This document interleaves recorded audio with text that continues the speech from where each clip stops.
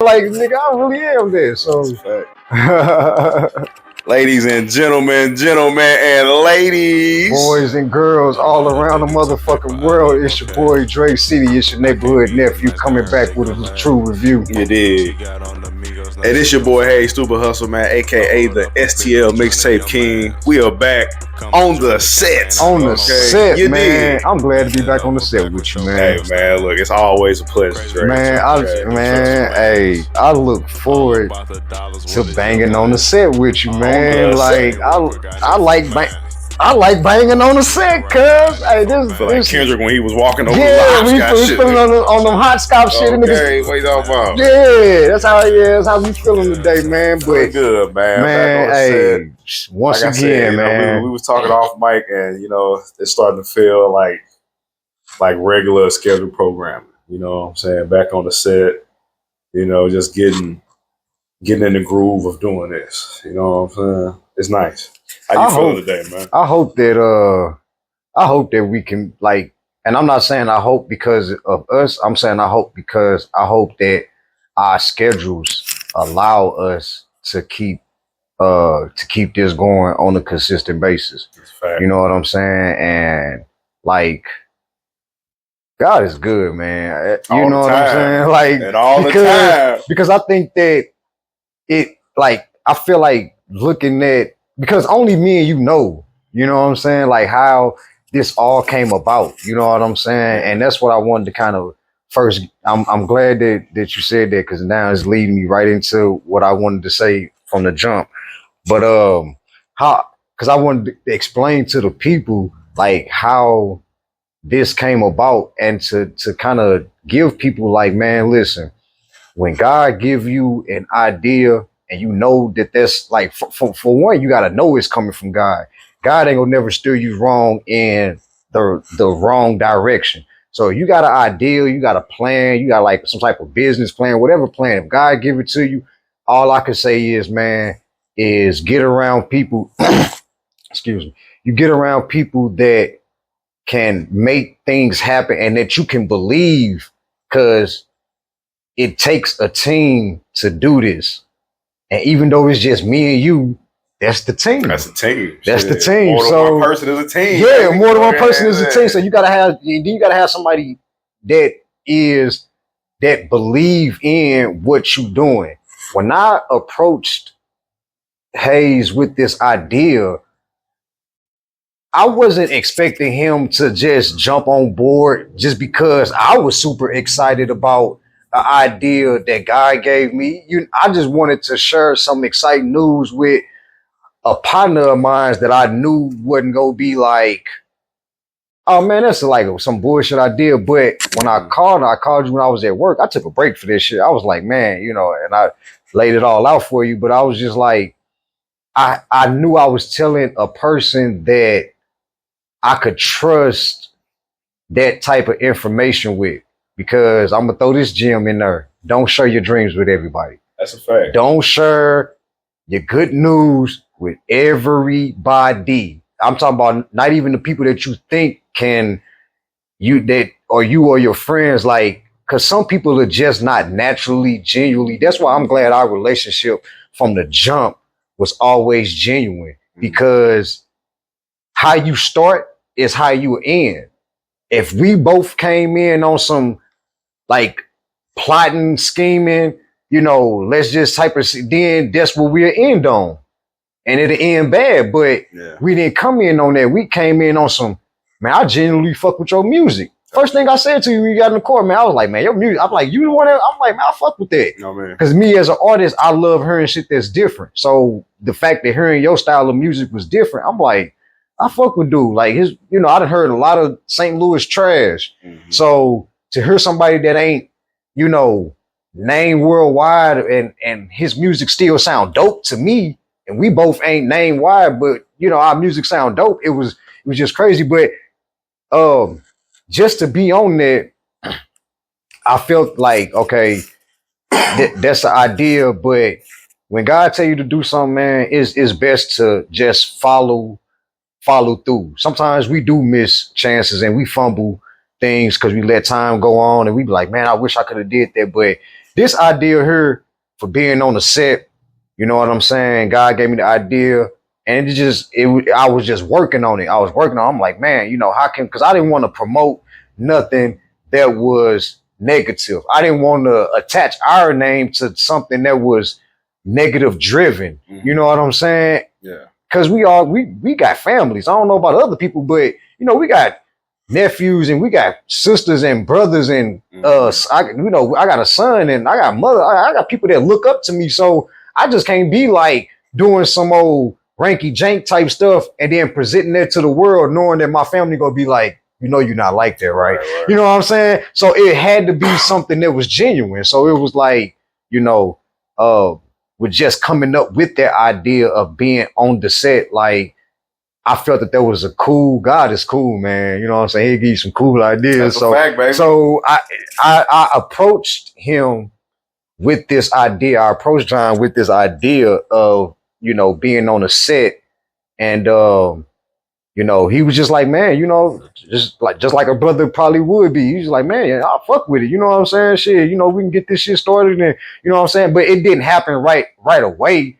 Some things do take time. You know what I'm saying? We had a bunch of conversations, you know what I'm saying? Just this whole podcast is based off the conversation we would have off camera. You know what I'm saying? Like we be, you know what I'm saying, we ride around knocking out some little missions and shit, and the conversations that we was having in between there.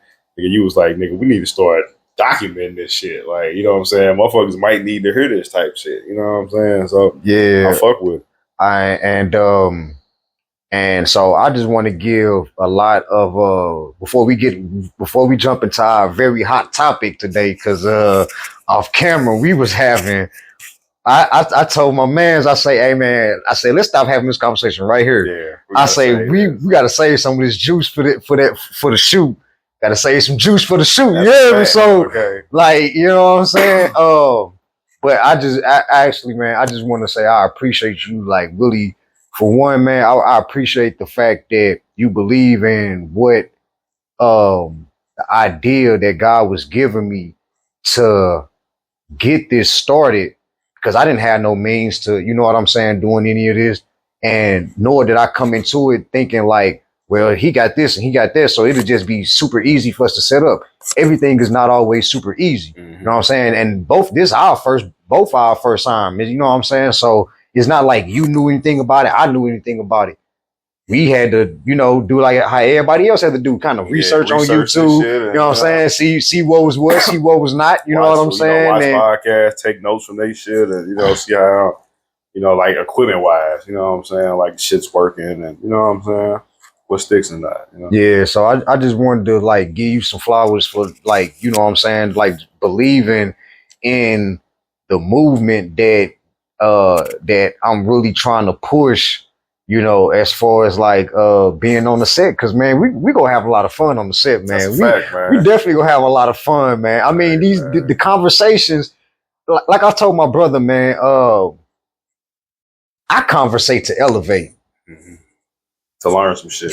I don't conversate to be like waste of time type shit. You know what I'm saying? So and I love having conversations with people that can elevate and stimulate the conversation. You know what I'm saying? It's good to have those type of people, man. I told my brother, nigga, we sit on the phone, I'll smoke one joint and be on the phone with that nigga for 3 hours, man. And we don't talk about the same thing twice. You know what I'm saying? So it's like having those type of conversations, man, like it do need to be, it do need to be broadcast. You know what I'm saying? And it do need to be, because some people, they feel just like how we'll feel. You know what I'm saying? From a real nigga perspective. You know what I'm saying? So I just wanted to shout you out on the set for that, man. You know what I'm saying? Appreciate you, people man. Don't, no, man. You know, it's toast up to that, man. Hey, man, ladies and gentlemen. Man, I toast to my nigga. Making dreams come true for both of us. Okay,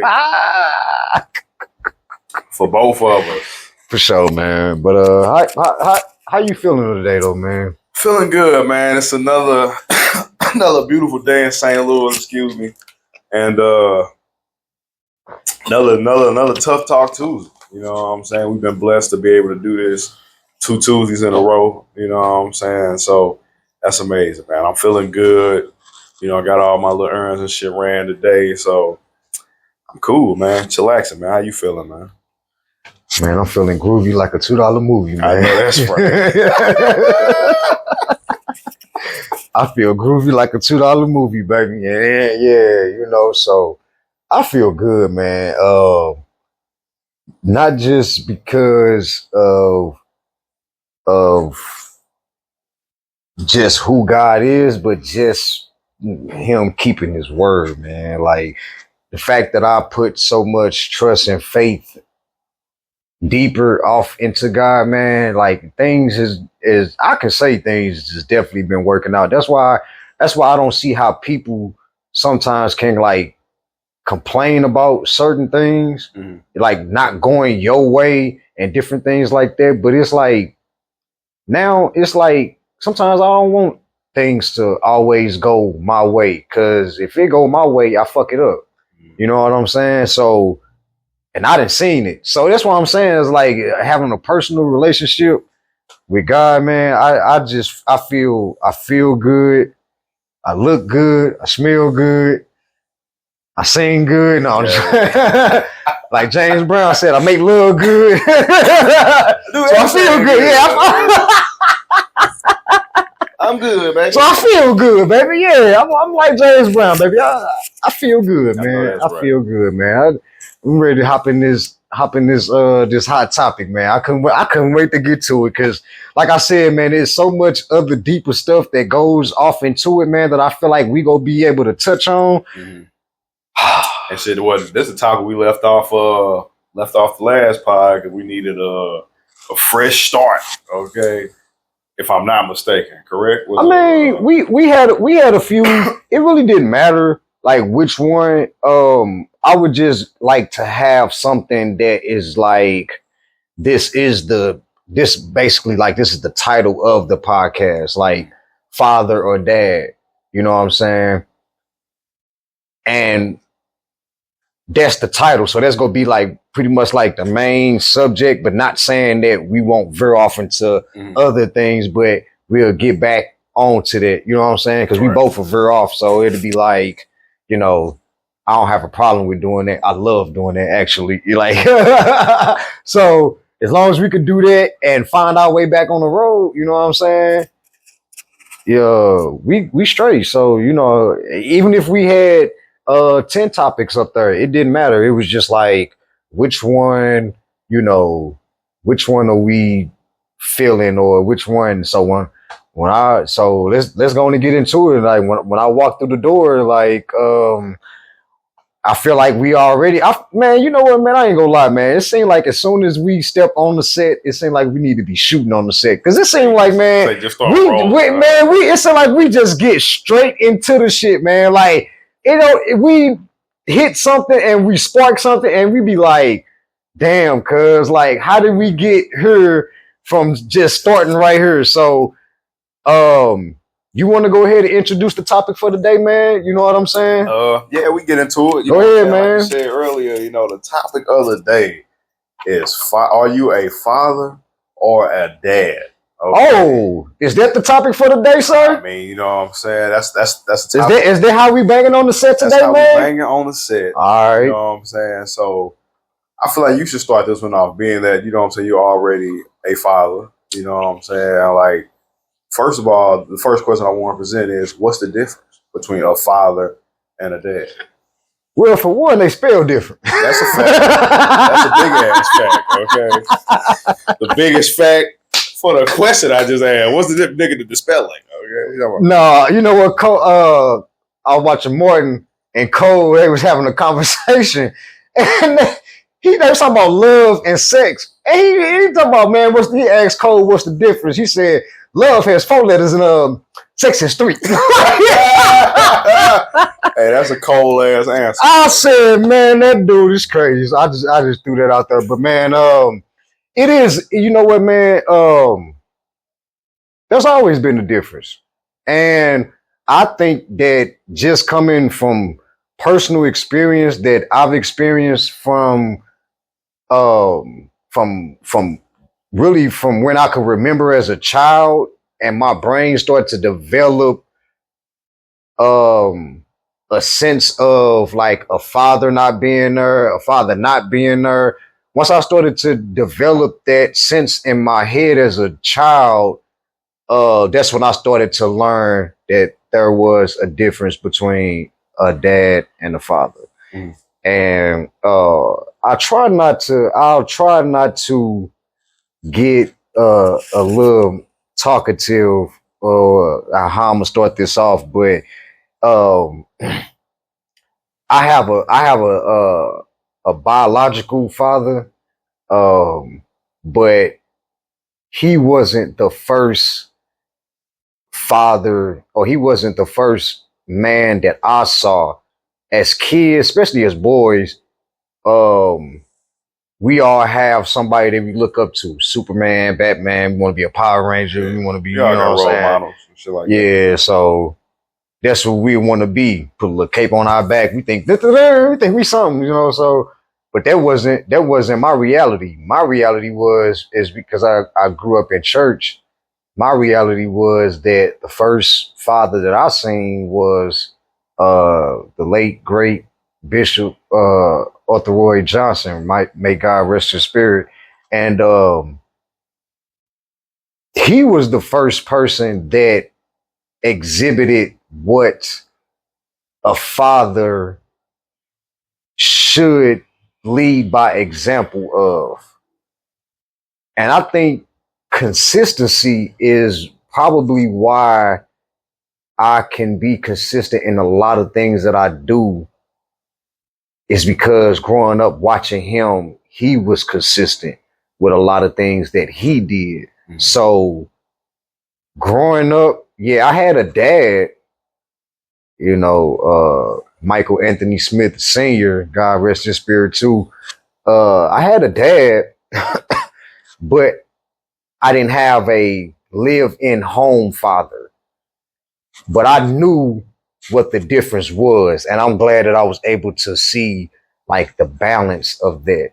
So like, would that be? Sorry to interrupt you, but no, go ahead, would bro. that be the difference that you would say is between a father and a dad? One father would be more of a man that's around you, instilling lessons and helping you to grow into the man you're going to be, and a dad is just a motherfucker that puts you in your mom belly and come around from time to time. Is that basically the difference? Like one is committed to being your man in your life that you said, like your role model. The other one is just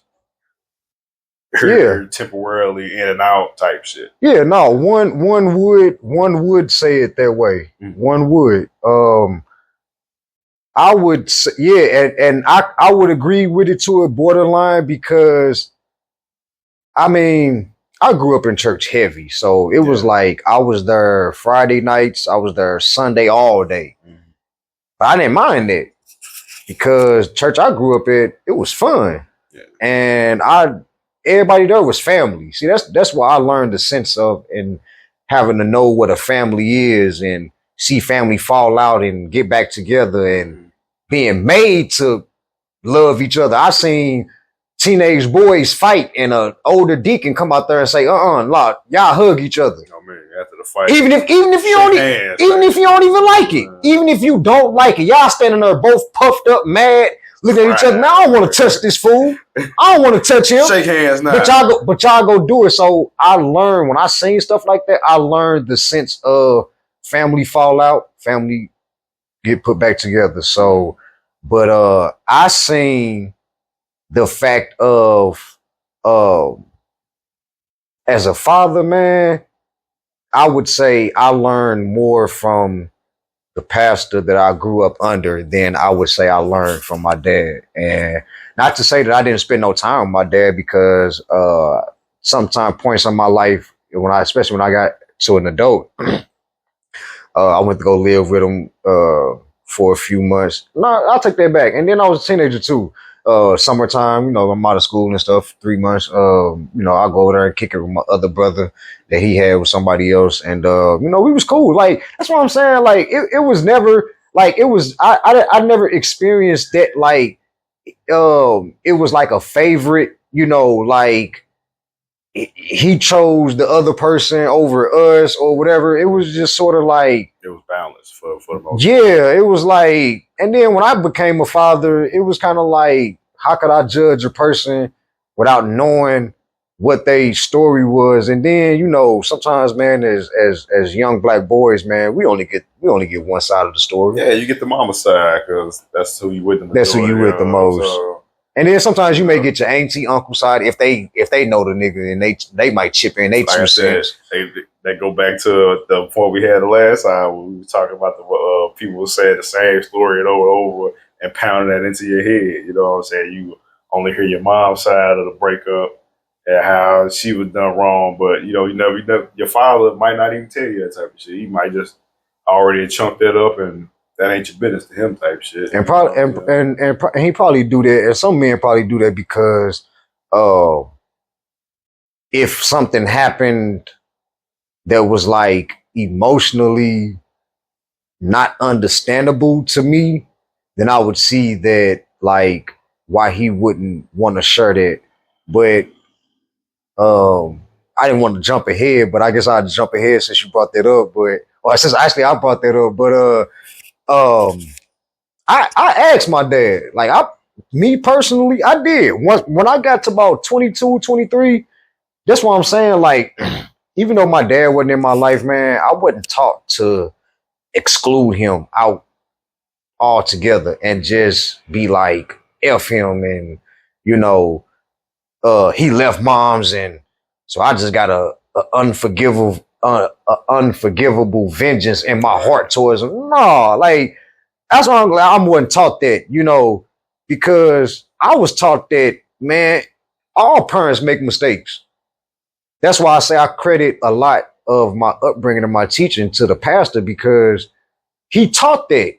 He wasn't just on the woman side or the man side. He was telling the parents in church, like, hey, how y'all go? Sometimes he'll say, how y'all mad at y'all kids for y'all acting up and doing this and that? He say, well, y'all was kids once. He say, y'all was doing the same exact stuff that y'all kids is doing. Mm-hmm. But y'all want to jack them up and whoop them and all this other kind of stuff. But was your parents whooping and jacking you up all the time when you was doing so? In his mind, he was trying to give the parents a different outlook on how to, A, discipline your children, and and B, not to always be so hard on them and be so tough on them. Because guess what? Your kid sneaking out smoking weed, wasn't you doing the same thing? Your daughter out there sneaking off, you know, probably having sex. Didn't you get pregnant at 13? So how? So it was Pastor, like, don't tell him that. Tough Talk Tuesday. Okay, Tough Talk Tuesday. When you get pregnant? 13? Huh? So don't be so hard on them. The only thing you can do is if you trying to change how your children behave or how your children act, which most times you probably can't control that, but you can change the narrative. Mm-hmm. You can change how you bring them up. I always vowed that, like, my son, they was gonna be like, oh, you was gonna have to, you know, whoop him and this, that, and the third. Man, I could probably count on both my hands how many times I whooped my son. Because for one, I'm a stern father. So when I grew up in church, whether male or female, because don't let the old mothers get a hold to you. They give you that look and talk to you in that certain voice, mm-hmm. Your ass straightened up. You know what I'm saying? Because it was like you would get a whooping, you know, back we talk about, see, what we referring to right now on the set is we referring to back in the late 80s, early 90s. Okay.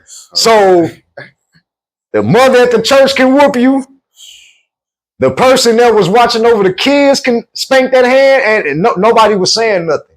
Because if you was acting out, you was acting out, and you just got spanked on like this. So they didn't hurt nobody. You know, it wasn't like they was in there trying to kill you or nothing, but they spanked your hand a couple times to get you together. Yeah. So that's how when I'm bringing my son up, that's how I always figured. I told God that's how I want. Like I told God out loud, I told him in my heart, I say this is how I want That's how I want to be. Yeah, I didn't say that I ain't have to, spank him a couple times and give him a couple of hard, lessons, but that being given whoopings wasn't my go-to. It wasn't my, soon as you start doing something, I'm whooping your ass. Or I'm cursing at you. The first time you do something wrong, I'm whooping your ass. And then on top of that, if I'm not physically, bringing up children, we could either it's two things it's two worst things we could do to them. We can always physically harm them. We can always verbally harm them. And that's two of the most important things that a child will always remember coming up. That's why my son, my son don't have a problem coming in there, giving me a hug, tell me he love me, I tell him I love him, and we hug and embrace for about 2 or 3 seconds. My son fear me, but he don't fear me. It's a difference. Yeah. Like, he feared that he know he better not do some fuck shit while he in my presence, or whether he in my presence or not. But more so, if you're in my presence, you better not. But he's not fearful of me, of where I can't just go. Being around you, I can't go to my daddy. Yeah, I can't approach my daddy.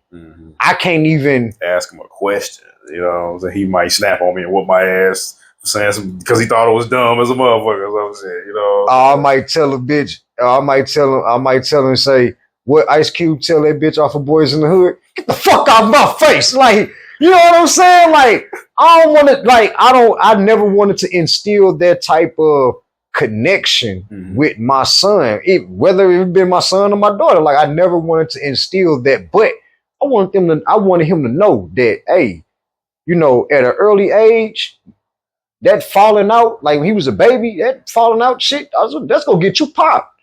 He tried it a couple of times, but he saw where it got him. And he saw that, oh, okay, if I fall out, I'm gonna get my legs popped by daddy or granny, because granny was gonna pop you too.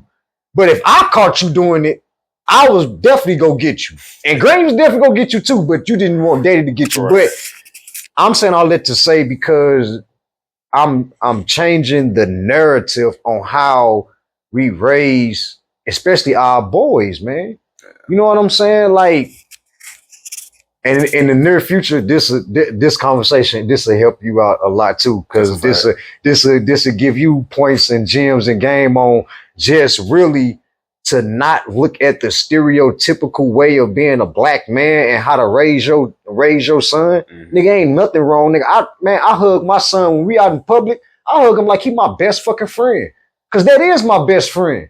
Like, I've always been there for him since day one. Since his mother told me that she was pregnant with him, I've been there. So all he know is me. But when he get older, I'm not gonna be like shy him away. A young black male, a young black boy needs his father's love. Well, how do he get that? First, the father needs to show how to exhibit love. Well, how do they get to that? See, all of this shit is a domino effect. How do I know how to exhibit love? Because of the pastor that I grew up under. Yeah. When after service, when he get done preaching and he's sweating, I'm talking about his robe is just sweating, because he did sang, he did all type of stuff all through service. Then the kids come up and they hugging on him. Pastor, in the church they called him Big Daddy, because he was kind of tall, he was kind of heavy. So they called him Big Daddy, and they called his wife, Big Mama. That was the names that everybody under the family tree knew them as. And if you wasn't calling them Big Daddy, Big Mama, then you ain't really know them like that. Right. When you go to their house, hey, what Big Mama at? Everybody knew who you was talking about. Or what Big Daddy at? Everybody knew who you was talking about. So they went up to him, hey, Big Daddy, Big Daddy. And I seen the love that he would exhibit. I didn't see him move. Get away. Turn nobody away type shit. And it wasn't even his kids. Wasn't his kids. These was other folks' kids that was running up to him. And me seeing that and seeing the fact that, oh, so you don't have to be the biological father to show love. You don't have to have, well, you do have to have a personal connection, but you don't have to be in their homes 24/7 for them to come up to you and show you love. But that's how I knew how much of an influence, excuse me, I knew how much of an influence that was. That's why I drove all of that story to get back to him, that uh, we have to have some type of role model. That was, people got idols and people got role models, man. And even though I love, like, musical celebrities and different things like that, I never consider none of them to be an idol of mine because I never wanted to be like them. Yeah. I just enjoyed their music. Mm-hmm. I just enjoyed Prince. I enjoyed, Heavy D. Yeah, when you role model, nigga. No, yeah, like I hope you wasn't looking up to that nigga. Nah, man, nah. I'm just saying, like, as far as music influence wise, you know what I'm saying? I just said that his name top of my head, but I'm just talking about all type of music in general. None of these people was my idol, but they was just people that I enjoyed their music. But if I really had to say who was an idol to me, because I would go home and be in the mirror and act like I'm preaching, had the Bible open and everything, but I'm not acting like me. I was acting like him. Because that's what I wanted to be like. I wanted to have the love, the charisma, the I don't care type of attitude. Not, like, just when I say I don't care type of attitude, meaning like he didn't care what society thought about him. He was his own man. And I think that's what gravitated me towards to him more, of being a person, a staple that I looked up to. Yeah, because he was his own man and he lived by that. So he kind of had like that Obama swag, like, you know what I'm saying? He was better than Obama. I'm handling this business, but I'm cool with it too, type shit. You know what I'm saying? He was better than Obama. Better than Obama. Yeah, he was better than Obama. I can't. And I ain't saying that just because, like, I grew up with that man and everything, but I'm just saying, bro, like, when I say that this man, he took care of people, bro. When we used to go out of town on trips to Branson every summer between June and July, the church, and I'm talking about back in them days, there was one of them church trips, nigga. If you missed that church trip, you heard about it coming back Sunday. And you never wanted to hear nobody's story about. You wanted to tell them to shut up. I don't want to hear it. So you missed everything. Oh, don't tell me you're good. All the best time of somebody's life, you didn't want to hear it. So it was one of them trips, man. I seen this man go in his own pocket and pay for other people. I'm talking about grown adults. Go in his pocket and say, "Hey, are you planning on going on the trip?" Yeah, I was planning on it, but I ain't really had the money to, all right, don't worry about it. Just tell them, just go up there, tell the person, whoever in charge, collecting money and checking tickets, just go tell them that I'll take care of it. And that's another thing, a man of being standing on his word. You could take that. You could take what he said to the bank and cash that shit 1,000 times because he made sure that it was going to happen. That's why it was really such a sad loss when we lost him. And at that point in time, I felt like my whole world was crashing down. But because I felt like we lost somebody that would never be recreated again. And everybody that knew him and like understood him and grew up under him, they felt the same way. That's why a lot of people, they kind of like left the church that we all grew up in. Because that's why I said to you the other day, like off camera, like if he wouldn't have had died and he was still living, I'd still be going to that church. Still to this day, that would be the only church I'd be going to. That church, that's the only church I'd be going to if he was still alive. Played there too, right? Yeah, but it just wasn't even about that, John. It was about being around a group of people that I consider family, man. These are people that I grew up with since I was kids. These are folks that I consider like how I would consider you as a brother, man. You know what I'm saying? I just ran into somebody that I grew up in church with. That's what I'm saying. It's good to have a good standing with people, man, especially throughout lifelong friends. Because when you run into people, you don't want no nigga to say, what he say in that movie? He told that dude, he said, I don't want to get to heaven. And Jesus said, turn your ass around, nigga. Like, I don't want one of my lifelong friends. I run up to the nigga and be like, man, nigga, turn your ass around, nigga. I don't know you. You know what I'm saying? You want a nigga that be like, oh man, what's up, John? Man, I ain't seen you since high school, man. Like, how you been? Like, a straight lifelong friend, bro, and somebody I consider as a brother, even though I had to kind of easily approach him because he a cop. Mm. So when I seen him, I kind of honked my horn at him because I seen him from a distance, but he was strapped. So I ain't want to walk up on it. Hey, nigga, I don't remember you. No, nigga, ain't bugging that motherfucker on your ass. Like, so it's good to have those type of people, man, that you can run into. But yeah, man, I think that's what's missing in today's society, man. We don't have nobody. Now we finna really get in. We finna move forward with this conversation. But I just wanted to set that up because you asked me, about me being a father. Like, that's really how I learned how to be a father and not a daddy. See, if I was just a daddy, I'd just be popping in and out of my son's life. I'd just be out here living and not really too much caring about my son. Like, I'm a father, so I give my son the utmost love and respect, and I make him feel comfortable, just like that man made us feel comfortable coming to talk to him about stuff. Because I'm pretty sure I wasn't the only one. There was other young black males that was in that church that came and talked to him about their problems. As a young black male. Man, I'm having problems with girls, or I'm having problems with insecurities, or I'm having problems with accepting myself in society. I don't know how to accept. Like, I'm pretty sure he heard all of this. See, that's another thing about being a man.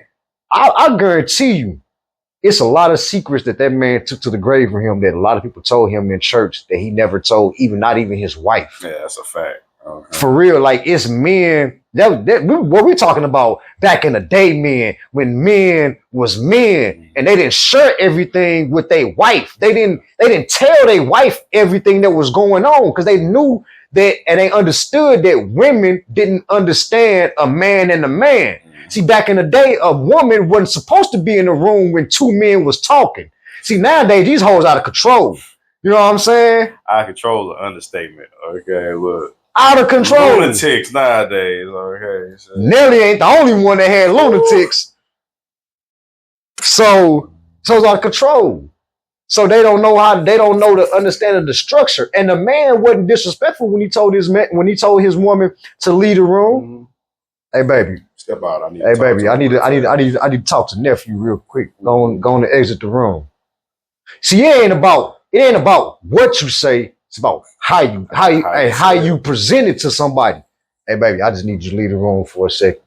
See, I ain't got to say, hey, bitch, I need you to leave this motherfucking room so me and my nephew can talk man to man, bitch. You know what I'm saying? Put your foot down. Well, bitch, how big is your foot and how hard are you trying to stump the ground? Because I ain't trying to stump the ground that hard. I want my shit to be felt and I want my shit to be heard and felt. But I don't need my shit to be an earthquake. You heard what I said. I said it in the most polite, gentleman, mannerism way that I can say it. Baby, I need you to step out so me and my friend could talk. And that's how men was back in the day. Yeah. Men really was like that. I'm talking about real family men. I ain't talking about these. I'm not talking about daddies. See, I'm not talking about daddies. I'm gonna get to their ass in a second.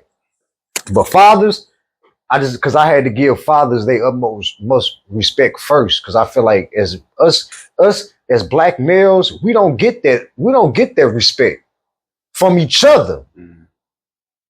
I don't look for validation from a woman, or I don't look for my validation of me being a man. I look for my validation being a man amongst other men, because iron sharp as iron. So if your sword is short, then you go sharpen my sword. But if my sword is just a little pocket knife and you got a big ass dagger, then we not on the same level. But if you can see my shit growing and you see where you at, you gonna pass the game on to the young G. So I could pass that game on to my G. Oh, so my G could pass the game on to his G. So I'm glad that, man. That's why I say I'm so glad that we do this shit on the set, man, because this is game that ain't just for me and you. This is game that we could pass down to our people. Yeah. You know what I'm saying? That they can be like, hey man, I learned the game from my daddy. See, my son ain't gonna be able to have that testimony and say, oh, I know I learned how to be a man from NBA Youngboy. Or I learned how to be a man from Quando Wando. Or I learned how to be a man from Julio Fulio. NBA Youngboy is crazy, yo. My son ain't gonna be able to see, and that's important. You know, we might laugh and joke about it, but for real, on some real men shit, that's really important, man. I don't want no celebrity nigga raising somebody that I created.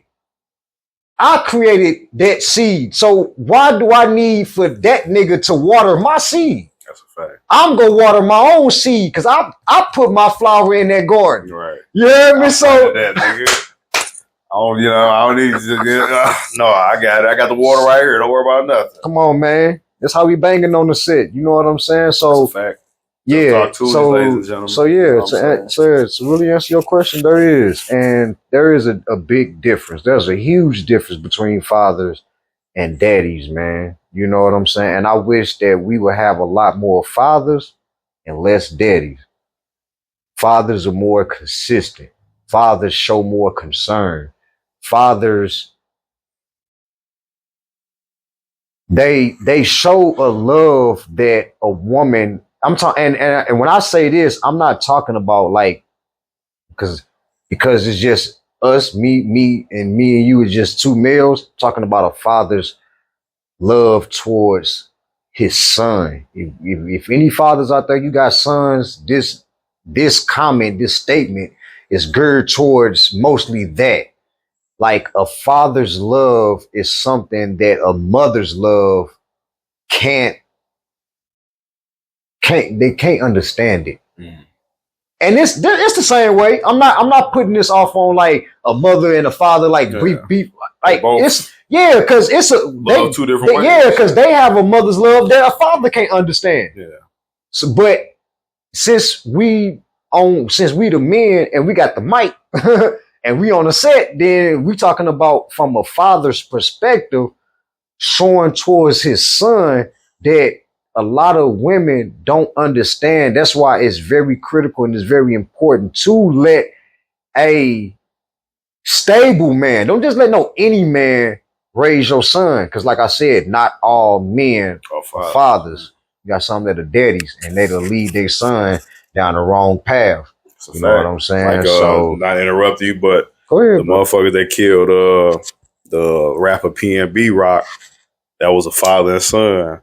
And apparently they said that the father, you know what I'm saying, scoped the seen dude with all his jewelry on and sent the son in to rob him because he knew the son was young enough to not get charged if anything went down type shit. And that's why that goes to show what Dre said, don't let just any man, you know what I'm saying, shouldn't be raising a son. I mean, you know what, John? I think if we had control over who we had kids with, maybe the world would be a better place.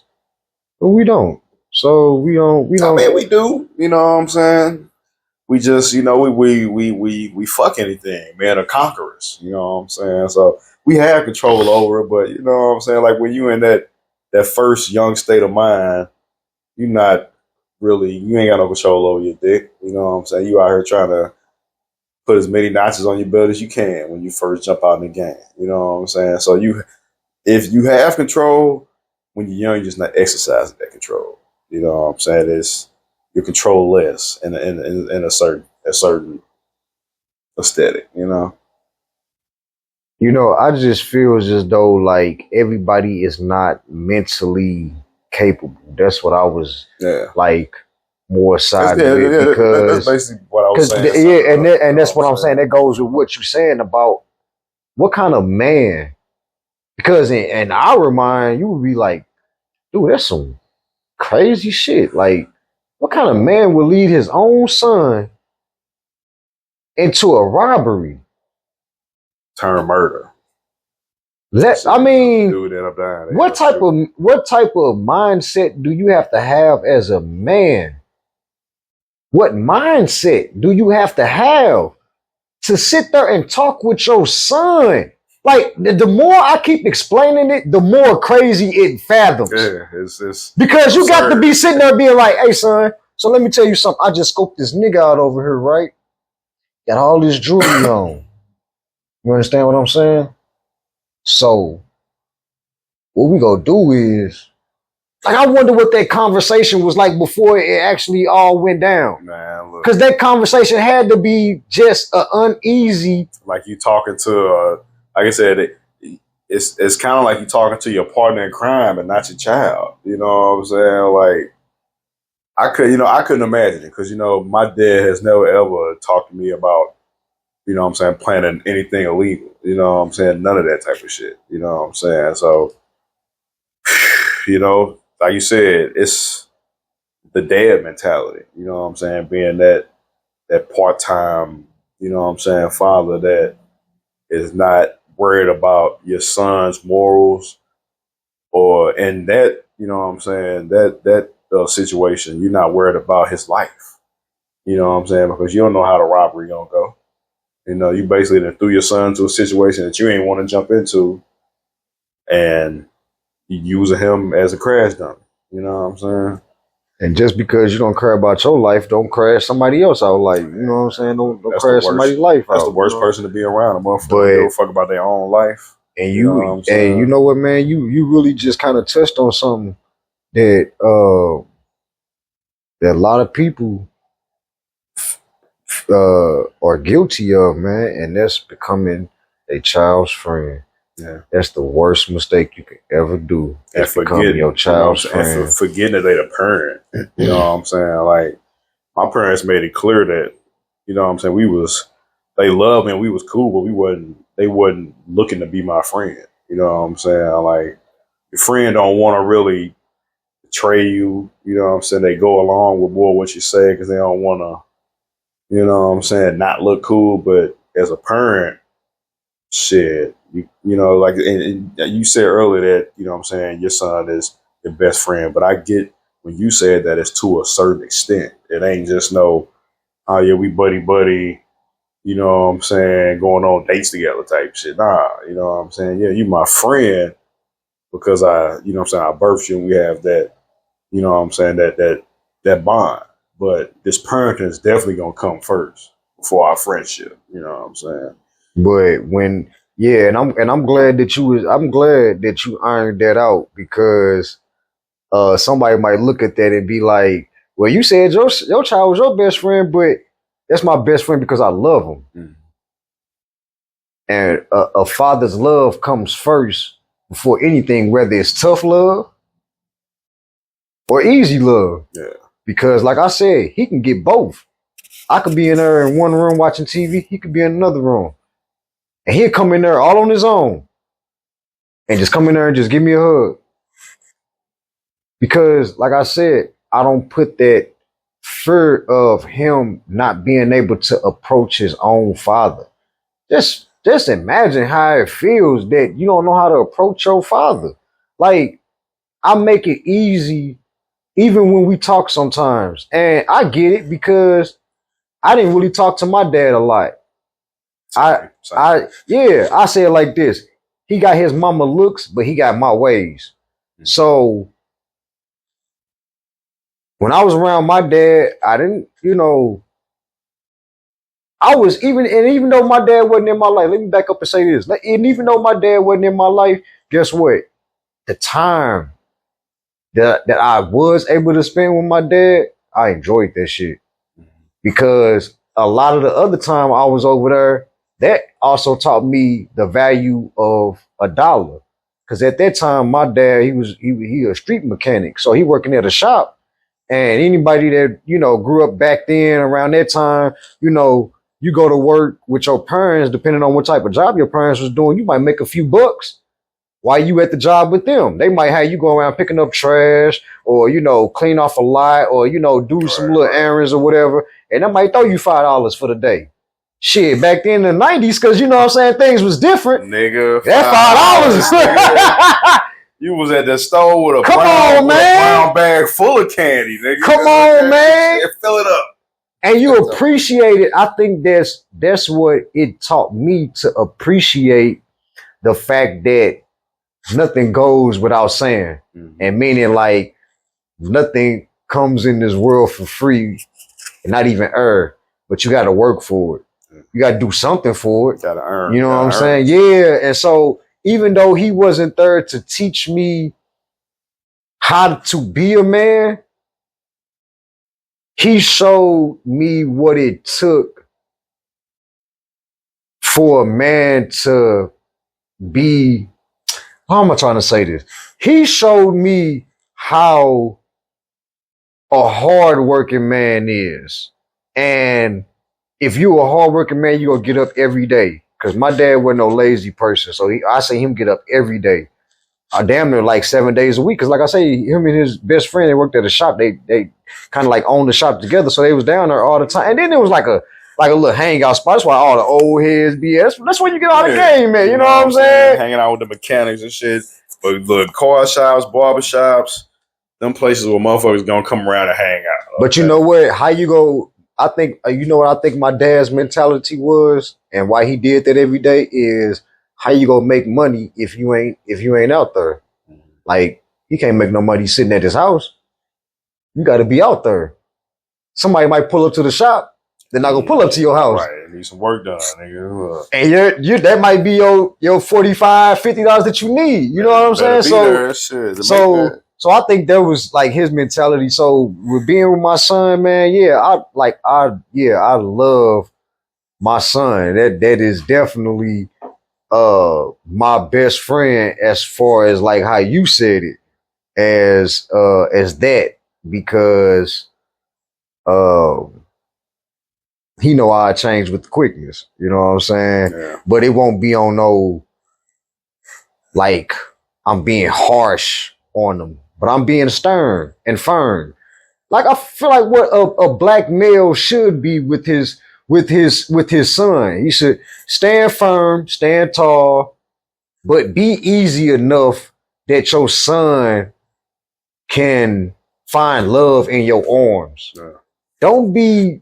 That's why I feel Tupac when he said, now the son want to know why his daddy don't love him no more. Why his daddy don't love him no more. Because it's something about a daddy's love that if you take that away from your son, if you give it to him and then take it away from him, you just fucked up. No, you done fucked up, right? No, you done fucked up. So that's why I would never take that away from him. That's why I would hope that nothing in life will ever happen to me. I know we all got to go sometime, but I hope that me and him can go together. Because I would hate to see how he would be if something was to just ever happen to me and I'm not here no more. And he don't have that firmness, that balance that he grew up. I would hope that everything that I am instilling him now, that I've been instilling in him, that if something happened to me, that he'll be able to live on through that legacy. That he'll be able to be, do something with him. He'll be able to be like, hey, I was able to have this teaching, and at least I know better. At least I know from right from wrong. So. And like I said, as far as that, like you gotta, like I said, you gotta try to establish like that 50-50 with your kid. You know what I'm saying? Like I said, it's good to be their friend, and I ain't gonna say 50-50. I'm gonna say 75-25 because the way I look at it, I was kind of agreeing with that with the 50-50 thing. I was kind of agreeing with that because that goes in with what I was just saying. Yeah. But like I said, it's you got to know when to turn it off. You know what I'm saying? Like people nowadays, like our generation, it feel like every generation that start having kids want to treat their kids how they wish they was treated. You know what I'm saying? Instead of how they needed to be treated. You know what I'm saying? Like a lot That's of people, some real shit like, on the set, and baby. like a lot of women, and a lot of people. And I can just put this on women because I see it in men too. But a lot of people, you know what I'm saying, this generation was raised up under that. You know what I'm saying? Hey, you do something wrong, I'm whooping that ass. You know what I'm saying? And a lot of people, you know, don't take accountability in themselves. Because looking back at it from my perspective, shit, I earned all my motherfucking whoopings. I ain't gonna hold it, okay? Like, my parents wasn't just waking up mad because they was out of weed whooping my ass. You know what I'm saying? Like, nigga, I'm glad, man. You a real nigga. You a real nigga for saying that. Cause you know what? A lot of niggas wouldn't even say what you just said. You a real G for saying that shit. I earned all my ass whoopings, baby. And okay? You know what? That's why me and you is brothers. Cause you know what? I ain't gonna lie. I earned every one of my ass whoopings, bro. I'm telling you, it wasn't. But I ain't never heard nobody say that like that. So I'm glad you said it like that. Like I said, like you know, and you know, when you got like I said, the '90s ass whoopings, boy, them was some ass whoopings. Okay, nigga, brushes, belts, extension cords, switches. I think I ever got over extension cord, but them switches was a motherfucker. Okay. Especially when you had a big ass bush outside full of switches, nigga, and they made you go pick one. Ain't no worse than picking a switch to get that ass tapped with, okay? But, you know what I'm saying, to go back to my point, you know what I'm saying, we have to, you know what I'm saying, like, find that thin line between being your kid's friend and being a parent, you know what I'm saying? And like I said, you know, our generation don't want to accept that accountability that they earn their ass whoopings. A lot of us think that we were just unfairly treated, whooped on for no reason. Like we was in slavery or something, totally and the master. They totally forgot what they did to earn that ass whooping. They just thought, oh yeah, I shouldn't have got beat like that. Well, I mean, shit, after 12 times telling them to do it and you did it 13, it's that time, okay? Like, you know, Christmas is here, nigga. But you know what I'm saying, and you know, because you know, like I said, the generation, they, you know what I'm saying, they want that it feel like they be going down and they raising their kids how they wish they were raised. You know what I'm saying? So it's like the generation, my '90s babies. You know what I'm saying? They don't whoop their kids as much because they feel like it's unfair treatment. But like I said, don't whoop your kids for no reason. You know what I'm saying? I don't have no problem with like, you know, discipline. You know what I'm saying? And not just on the first time. You know what I'm saying? Like, you know, like '90s parents, they let you get away with a couple times. You know what I'm saying? But shit, they get tired of repeating they shit. You know what I'm saying? They gonna tell your ass that while they whooping your ass. I ain't saying this shit no more. Okay, but you know, and you know, I'm thinking about this because I have a friend that, you know what I'm saying, is a little older than me, a lady, you know, no disrespect to the ladies, but she is her daughter's friend to the max. You know what I'm saying? You know, she had a child early. No, talk about that shit, because the thing about it is, man, this is why, talk about that shit, man, because Tuesday, man. Yeah, because the thing about it is, man, don't nobody, it's people out there that need to hear that the other side of things, and they need to have another perspective. Continue on with that, man. But yeah, you know what I'm saying? She is her daughter's best friend to the T. Like, she not even, it don't even seem like she a parent no more. Like I said, it seems like they damn near roommates at this point. You know what I'm saying? But you know, she had a baby early. You know, her daughter had a child early. You know what I'm saying? Now it's like damn, you a grandma, but you damn near not a grandma because you your daughter's best friend. You know what I'm saying? It don't even seem like y'all family. It seemed like y'all friends. You know what I'm saying? That she let her daughter slide with so much shit on a friend level that is just it's sickening to me. You know what I'm saying? And how I was raised, it was like, damn, like ain't no home training, ain't no barrier here. Ain't no home training. Know what I'm saying? And ain't no home training, John. And two, do you see the long-term effects that have? It trickles down. You know what I'm saying? Now, the effect that I see this is going to have is, okay, your daughter's really realizing that the parent barrier is not there. You know what I'm saying? So now she going to be her daughter's best friend. And her daughter going to think everything that they do is cool, and you know what I'm saying, like all the mistakes you make not gonna be mistakes to you because y'all friends. You know what I'm saying? Like, and it's wild, and we gotta stop that shit. You know what I'm saying? We have to hit the brakes on that and get back to real parenting. You know what I'm saying? Giving a fuck that your child is making these mistakes and correcting them, not just padding everything so softly and just going because you don't want to lose the favor of your child and shit. But my parents didn't give a fuck if I was mad at them or not, nigga. Okay, they ain't give a fuck. Okay, as long as I learned that lesson, nigga, that was the most important thing to lose the favor of your child. Yeah, like, these parents be like, I don't want my kids to hate me, and I don't want, you know what I'm saying? Like, bro, if you're parenting well, your kids are gonna hate you at some point, okay? Because you know why? You're teaching their ass a lesson. Kids just want to do whatever the fuck they want to do, but that's not how the world works, okay? And shit, that's why a lot of these my brothers is in jail. You know what I'm saying? Because their parents let them do whatever the fuck they wanted to do without no consequences. And when you get out in the world and you just think that shit gonna fly, shit, the city, the state, or the fucking, you know what I'm saying, the feds is gonna let your ass know, buddy, that's not how life works. And for whatever reason, the same rules that a nigga learned in jail, he should have learned that growing up in the house. Ain't that some shit? Bro, I just but you rather hear it from a correction behind bars. Yeah, you rather hear it from a correctional officer. Everybody want to get their shit together behind bars, like. Bro, you could do the same shit. Nigga want to find Jesus behind bars. Jesus, Allah, either one of them. Okay, look. Where they want to find peace at, John? Behind bars. Where they want to find life at? Behind bars.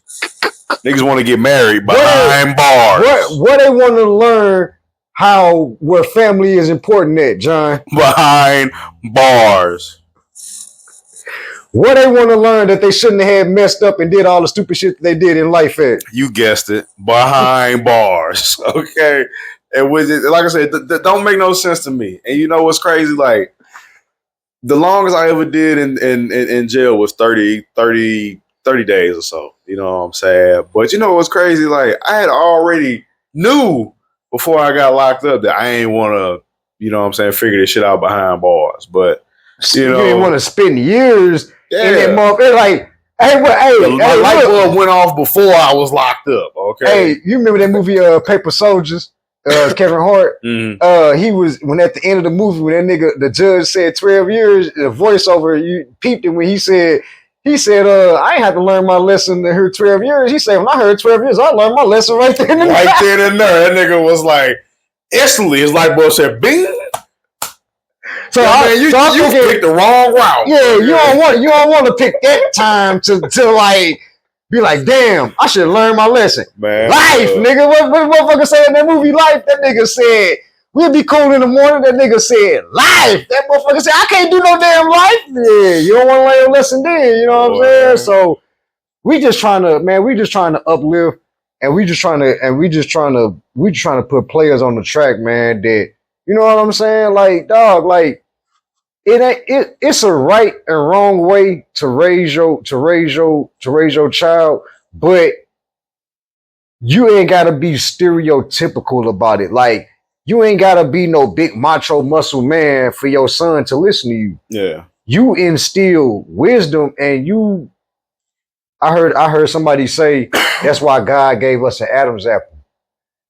Because when you say something, He say it's different when mama saying it because she got a lighter voice. But when you heard daddy say, get your ass in, it was something about his voice that rumbled on your body that was like, hey, nigga, I ain't, Kids naturally understand the difference. Like, it's, you know what I'm saying? It's like I said, it's something in the vibrations that your brain registers as, okay, that's the commander in chief right there. You know what I'm saying? Your mama, she all light voice. Come here, baby. Like, I got a choice.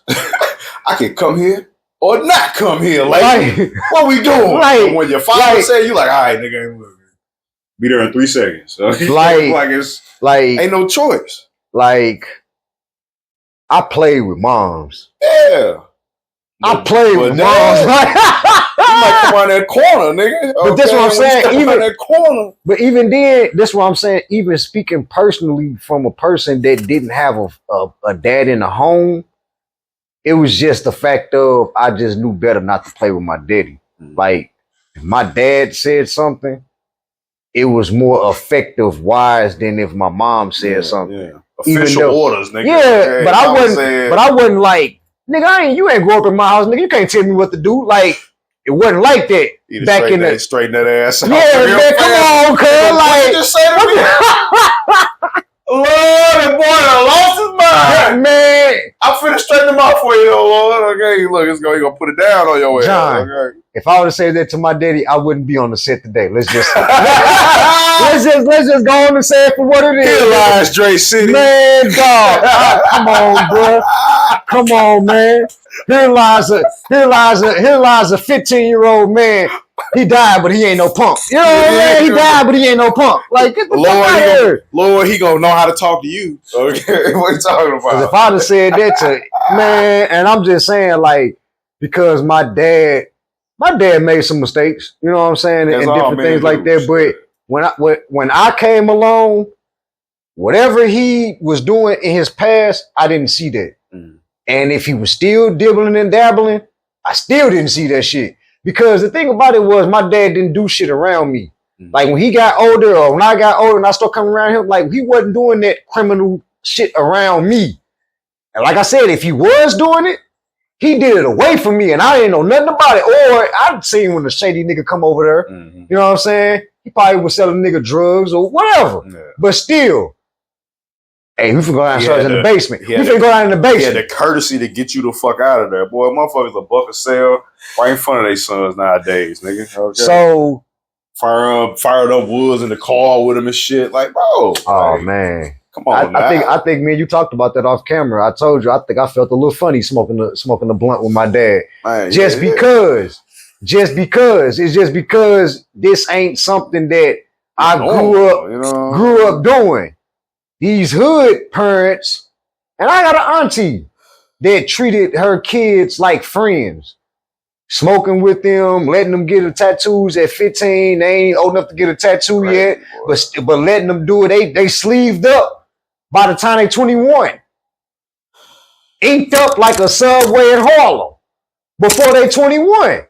But that's because, like you said, friends. They want to be. They in the friend zone. You being cool with them over, you know what I'm saying? Smoking weed with their kids before your kids is not even supposed to really even know what this is. You start teaching them that around, 12, 13 or something like that when they start to experiment on their own. That's why I say you're not going to be able to stop everything the kids do, but you can change the narrative. You cannot make it cool. You know what I'm saying? Like, it's even that. I'll put it like this. If my son come to me and say, hey, Dad, I've been smoking weed or this, that, and the third. Okay, you 12, 13, you're not finna start smoking weed right now. You not. Yeah. Now, if you sneak off and doing this shit, I can't be everywhere at all times. Control you. You know what I'm saying? But in front of me. But for the majority part, you better not come over here and not see your eyes red. I'm talking about this is before you below the legal age to smoke. You better not come over my house and you high. Or you better not come over my house and I smell it. And you sneak off and go somewhere and you smoking.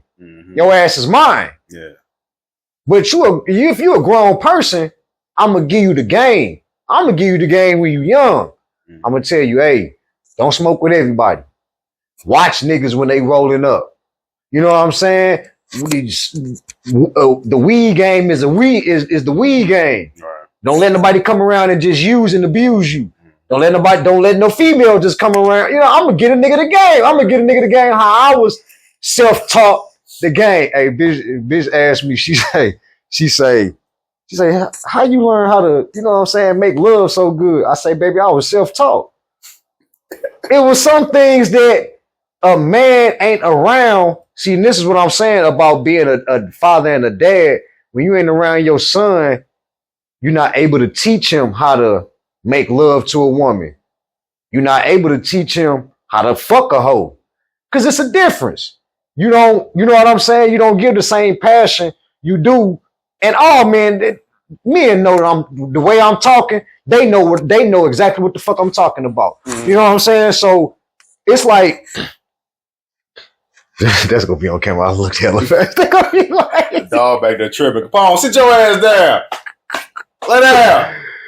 On the set, baby. Okay, we on the set. They're gonna be like, oh, that nigga got quick survival skills. You feel me? Pit bull in the back. Okay, we on the set, baby. We on the set. Even a dog can come on the set. You know what I'm saying? But he acting up, so his ass had to go in the corner on the set, in the back set, on the back. You know what I'm saying? So, but yeah. So it's missing out on those small, fundamental, but big things that play a big part in a growing boy's life. You know what I'm saying? So, even though that, you know, my dad wasn't there to teach me how to put a condom on, I learned how to put a condom on. That's a fact. You know what I'm saying? My dad wasn't there to show me, or not even just show me, just to give me the game on, you know, how, you know, to sleep with a woman or whatever. Like, he wasn't there for that. Even though I spent time with him, we didn't have those type of talks. You know what I'm saying? So it was like I was self-taught. You know what I'm saying? And back in the 80s and 90s, shit, we was freaky as kids, nigga. We was curious, nigga. Right, we was, you know, trying. Yeah, we was experimenting shit. You know what I'm saying? We was taking a girl in the back room at the family cookout, trying to finger on some pussy. You know what I'm saying? And trying to see what that pussy feel like, and just trying to see. You know, we was kids. We was hunching on each other as kids. So, like, shit. Back then, it was a different time. So, but man, we didn't even get into half the conversation we were supposed to have got into. We just got into this. We supposed to got on. We supposed to got on. All right, so let's spend about maybe like 15 more minutes. Let's get to the other side of it. We just spoke on we didn't give y'all the meat of what we feel and what we both feel like. We gave them good portions of it. Yeah. We gave them good portions of meat. Now let's get to this bullshit that these motherfuckers. Let's leave off the conversation we was having. So off camera, we was having conversations about niggas having multiple kids. You know what I'm saying? And people having. So that's where we came up with the topic of fathers or daddies. And people that's having multiple kids, man. We was talking about Nick Cannon, man. We was talking about NBA Youngboy. We was talking about these people that are celebrities, and the difference of that when they're having multiple kids, yeah, they can financially take care of them. We ain't questioning that. Yeah, that's not the state of question. The state of question is being around your kids and what are the values that you're teaching your 9 kids? What can your 9 kids say from all 9 of them, that all 9 of them can say the same thing? What can they all say about you other than the fact that you're rich and you got money? Mm-hmm. Can they say that daddy taught me this or daddy taught me that? Can either your boy or your girl say that? Mm-hmm. Can your girl say daddy taught me to, you know, keep my drawers up, you know, don't just give don't give them to everybody? Can they say that? Mm-hmm. Can all of your 10 or 11 kids say anything commendable about you being a father? See, one thing about being a father is being commendable. You want to be a commendable father. Fuck just being a father. A nigga that just got kids and got money. Mm-hmm. Can your children commend you? And if they can, what are they commending you on? This topic is like I said, you know, we was talking about, you know, men with a lot of kids. Mainly, you know, Nick Cannon. I would say we could throw Boosie in there, but you know, Boosie, he kind of doing it right. You know what I'm saying? He went and built a big ass, you know what I'm saying, Boston land, built a big ass crib on there, and he got the majority of his kids with him. No, I would say Boosie is probably the only one of the few rappers that is still doing it right, because I seen a clip where he was like, his son was gone for like 2 or 3 days or something. Mm-hmm. And as a father, I'm talking about as a father, dog, I felt Boosie when the nigga was like, hey man, you won't be gone that long and don't be letting me know where you at, man. You know what I'm saying? And you know I ain't lying. Cause you done heard me talk about this like with my brother.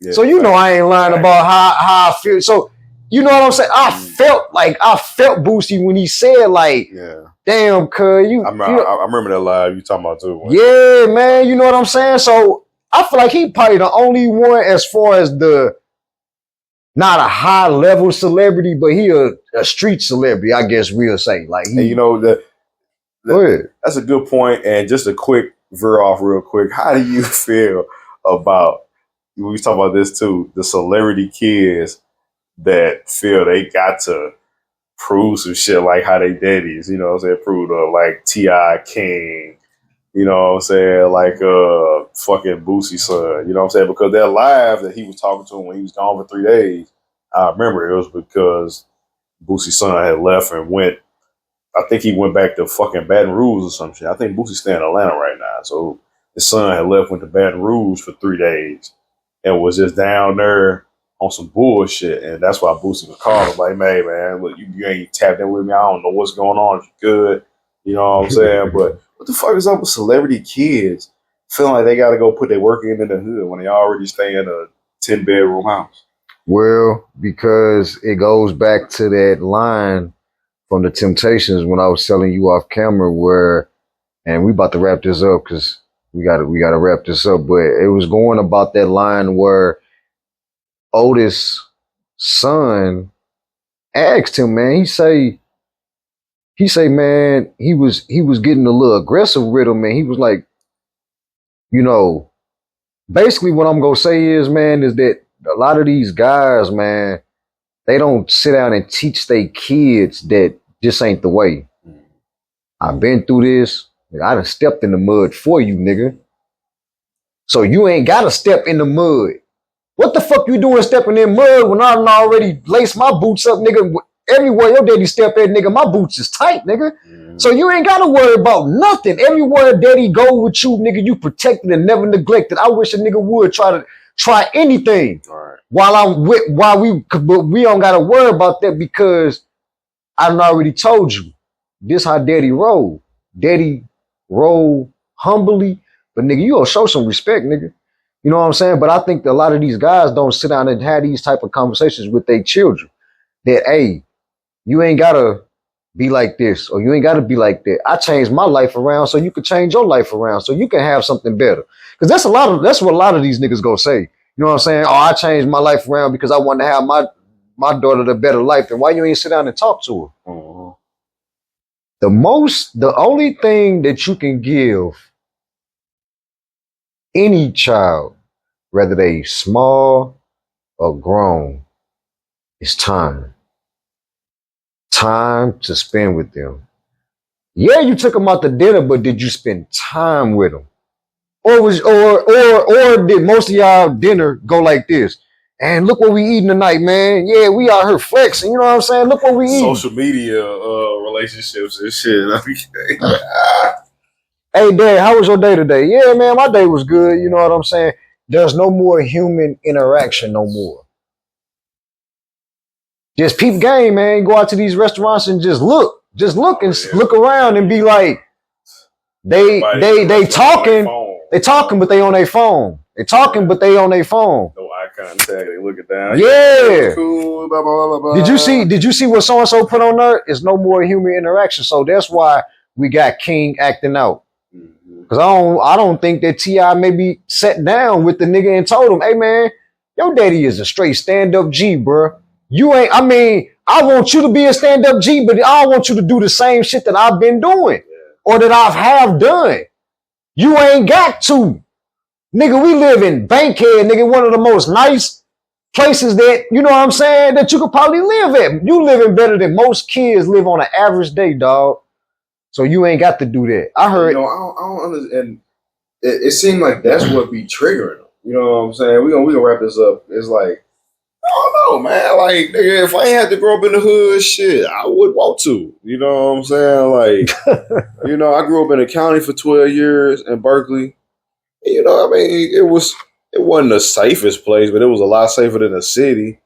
And then, you know what I'm saying, when I moved to the city, I was like, okay, we in the They threw us in the hole, nigga. Like this where it go down at. Okay, You say Berkeley was PC, nigga. Berkeley the city was PC, yeah. and then Berkeley. I mean, the city was the straight pop, nigga. Okay, we in general population. You know what I'm saying? PC is all the niggas that really don't want nothing to pop off, nigga. And Gen Pop, everybody right here right now, nigga. Let it go down right now, okay? But you know. It should be weird, man. You know what I'm saying? But like I said, that was just just veered off to, you know what I'm saying, your original point. You know what I'm saying? Tough Talk Tuesdays had it on my mind. I wanted to get it off. I know, it's all good, man. This is what we do on the set, man. That's why I say, I look forward to this shit, dog. Like, don't nothing really get in my way of being on making the set. Sure that I come on the set, man. You know what I'm saying? And hopefully next time, man, we'll have some shirts made. We'll have our shirts made. You know what I'm saying? Because we definitely want to, like, I know this is starting off small and we just starting off literally, but I eventually definitely want this shit to grow into a brand that we can both say, man, like, we put our hands in, man. Like, watch birth. Yeah, man. Okay, yeah, we it's like watching your son grow into a billionaire. You're like, I did, man. Like because you can understand. You knew what it took for both of y'all to come together, man. You know what I'm saying? Because that's why I say God works in mysterious ways, man. Because had I would have not made the move that I made, then I wouldn't be able to. It's like I feel like our schedules would conflict, and we wouldn't have been able to make it happen. It would have been another pipe dream that I had that probably wouldn't have happened because it wouldn't been able to be possible for it to happen. I'm off on Friday and Saturdays. Them days I know you at the gig. So I know that, and then by the time you get off, nigga, I mean, with other stuff that you got going on. So it's like, I know time of the essence. I know that time is very important. Yeah. You know what I'm saying? Hey man, look, God don't make no mistakes. Okay, look. He still holding shit down, man. That's the one thing, and you know what I'm saying? We keep this short. That's the one thing about God. He don't make no mistakes, even when you think it's a mistake. It just ain't the right time yet. God don't move on your benefit. Your life has already been planned out. You know what I'm saying? There's little small things you can do that'll throw it off course, but he done probably seen how all these courses end already. You know what I'm saying? Like, oh, okay, well, if he chooses this, it's gonna go this way. But if he chooses that, it'll go this way. I know how both of them gonna play out. You know what I'm saying? A mistake to you ain't a mistake to God. You like, that was supposed to happen. You just learned you a lesson, didn't you? All right, you go fuck around no more. I bet you don't. You know what I'm saying? And it's just an amazing, it's just amazing when you look at it in the long run. You're like, damn, that's crazy how all that shit played out. It played out exactly how it was supposed to play out. You know what I'm saying? Like, what wasn't supposed to happen didn't happen. And the shit that was best for me happened in the long run. You know what I'm saying? I ain't even see it that way. Damn, God, you good. I ain't see it unfolding like that, boy. It's like the best TV show ever. Okay, this shit just keep evolving. It's like the best movie script, man, on the set. You know what I'm saying? Like on the set. I promise you, man. And to say this too, we go eventually start to have guests. We gonna have other male guests. We gonna have other female guests. I actually got a female guest in mind that when I was at the barbershop, man, that's why I'm saying, like, we was having I love to have a healthy conversation between men and women. Mm-hmm. Not one of them conversations where, like, nigga, we left the playing field, like, mad at, like we left the playing field, like, having a conversation, because that's a sticky thing, like, having a conversation between a man and a woman, especially, like, in a barbershop when you got, two genders in there, man. You touch the wrong nerve. You fuck around and start a whole thing in there. But I'm glad that I was in that room for that type of conversation. I damn near wanted to be like, John, we would have needed to shoot in that motherfucker because the type of conversation that they was having, that's gonna be for an upcoming topic. Probably not for next week, but that's definitely gonna be. And I have wrote that on the board too, but that's definitely gonna be one of the topics. And but that's what I'm saying. Like we eventually gonna have guests. You know what I'm saying? Right now, fact. we just building our stuff from the ground up, establishing our groove. You know what I'm saying? Because we don't want nobody to fuck with our groove. Don't come up here and come over here trying to kill our vibe. You know what I'm saying? And you know what I'm saying? Speaking to the guests and shit, you know what I'm saying? Shout out to my guy Centel, you know what I'm saying? Fan of the show, on the set.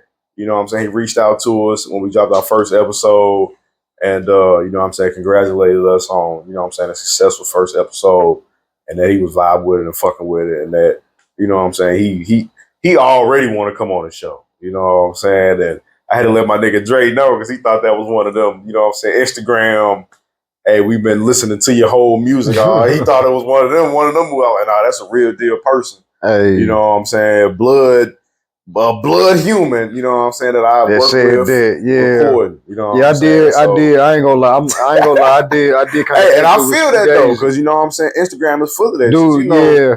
But if you're an artist, you've gotten an email from a celebrity before that wants to work with you. You know what I'm saying? So he thought it was that type of or just some random ass DJ that just happened to be like, I spin this and fake I think your music would fit our criteria. You don't even know what I'm talking about. Yeah, like you gotta ask you like what song you like, and then they take 5 minutes to go research one of your shits, and then they be like, they always say the latest song you put out, hilarious. But you know what, man? Let me tell you this: one fan can turn into 100. That's a fact. 100 can turn into 1,000. And like I said, 1,000 can turn into a multitude. Hey, look, when I made a post about it, you know what I'm saying? Like I was, like me and you both. I know we was, you know, you already expressed how, you know what I'm saying, satisfied you was. But like I said, I low-key, I didn't expect anybody to tune in. You know what I'm saying? Just off the fact that, you know, it's the first time. Because we a bunch of nobodies to the internet.